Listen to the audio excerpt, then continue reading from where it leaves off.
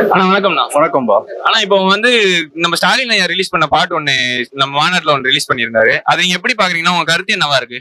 அந்த பாட்டோட கருத்து பாத்தீங்கன்னா ஒரு மியூசிக் மாதிரிலாம் இல்ல. அது பேசிக்காவே நம்முடைய கொள்கை அந்த ரத்த ஓட்டம்னு சொல்லுவாங்க. அந்த தாத்தா முப்பாட்டன்ற மாதிரி இந்த ஆக்சுவலா இந்த கட்சி பாத்தீங்கன்னா எங்க தாத்தா எங்க அப்பா நானு அந்த மாதிரி வந்திருக்கு. அந்த பாட்டு கேட்க பாத்தீங்கன்னா ஆட்டோமேட்டிக்காவே அந்த கொள்கையை நம்ம பிடிச்ச மாதிரியே இருக்கும்.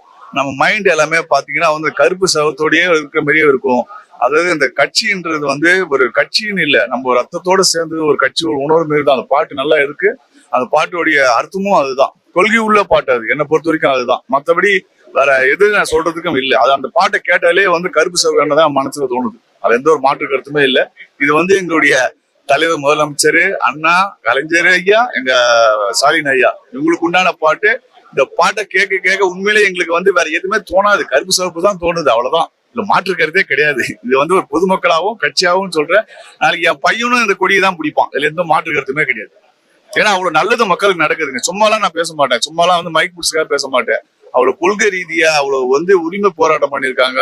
எவ்வளவு சிஸ்டம் நல்லா இருக்கு அதை பார்க்கணும். சும்மா சிஸ்டம் தான் மெயின் உங்களுக்கு. இந்த பாட்டை கேட்கும் போது எனக்கு பேசும்போது எனக்கு ரத்தம் ஊறுது ஒரு மாதிரி. அதாவது சிஸ்டம் பக்காவா இருக்கு. உங்களுக்கு சாங்ஸ் பர்ஃபெக்டா இருக்குங்க. உண்மையிலேயே எங்க தலைவர் வரணும் வரணும் வரணும். அவர்தான் என் புள்ளியை கூட நான் கட்சிக்கு தான் வர வைப்பேன். வேற எங்கேயும் வர மாட்டேங்க. நன்றி, ரொம்ப நன்றி. நன்றி, நன்றிண்ணா.